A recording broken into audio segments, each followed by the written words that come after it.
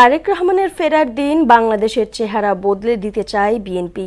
সকালে কৃষিবিদ ইনস্টিটিউটে এক আলোচনায় একথা বলেন দলটির মহাসচিব মির্জা ফখরুল ইসলাম আলমগীর।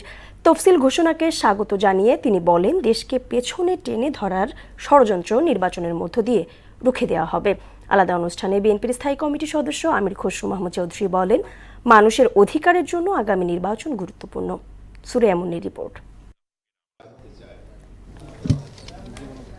বিজয়ের মাস উপলক্ষে দেশ গড়ার পরিকল্পনা শীর্ষক অনুষ্ঠানে অংশ নেয় বিএনপির বিভাগীয় সাংগঠনিক ইউনিটের হাজারো নেতা। বৃহস্পতিবার কৃষিবিদ ইনস্টিটিউট মিলনায়তনে এই আয়োজন উদ্বোধন করেন দলের মহাসচিব মির্জা ফখরুল ইসলাম আলমগীর। এতে সভাপতিত্ব করেন বিএনপির সিনিয়র যুগ্ম মহাসচিব রুহুল কবির রিজভী। শুভ উদ্বোধন ঘোষণা করছি। তিনি বলেন, ৫ আগস্ট দেশ ফ্যাসিবাদ মুক্ত হলেও নতুন করে কালো শক্তির উত্থান হচ্ছে কিনা সে বিষয়ে শঙ্কা আছে। ৫ই আগস্ট আমরা মুক্ত হয়েছি এক ভয়ঙ্কর দানবীয় ফ্যাসিবাদের পতনের মধ্যে দিয়ে, কিন্তু এই পতনের মধ্যে দিয়ে মুক্ত হওয়ার পরে ভেতরে কোনো অন্ধকার, কোনো অন্ধ কালো শক্তির উত্থান ঘটছে কিনা এটা নিয়ে আমার খুব সংশয় তৈরি হয়। অনুষ্ঠানে বিএনপি মহাসচিব মির্জা ফখরুল ইসলাম আলমগীর বলেন, তারেক রহমান শিগগিরই দেশে ফিরবেন। সেদিন গোটা দেশের চেহারা বদলে দিতে চায় তার দল।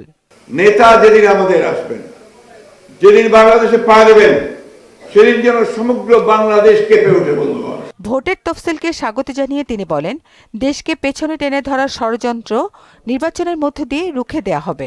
আমরা বাংলাদেশে এমন একটি প্রতিনিধিত্বশীল পার্লামেন্ট গঠন করব, যে পার্লামেন্ট বাংলাদেশকে একটা নতুন দিগন্তের দিকে নিয়ে যাবে। অনেক বাধা আসবে, অনেক বিপত্তি আসবে, আমাদের বিরুদ্ধে অনেক প্রচারণা হতে থাকবে, কিন্তু এই সবগুলোকে কাটিয়ে উঠে আমরা মাথা উঁচু করে দাঁড়াতে চাই।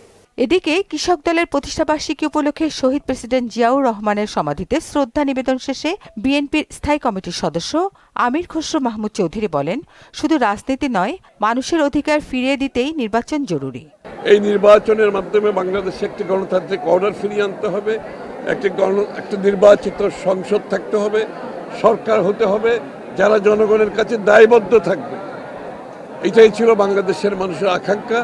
নির্বাচনের মধ্য দিয়ে গণতন্ত্র ফিরিয়ে আনার প্রত্যয় জানান আমির খসরু। ইনশাআল্লাহ ফেব্রুয়ারি নির্বাচনের মাধ্যমে আমরা বিএনপি যে সংগ্রামে আছি সেটা আমরা পূরণ করতে সক্ষম হব। সুরাইয়া মুন্নি, মোহনা সংবাদ, ঢাকা।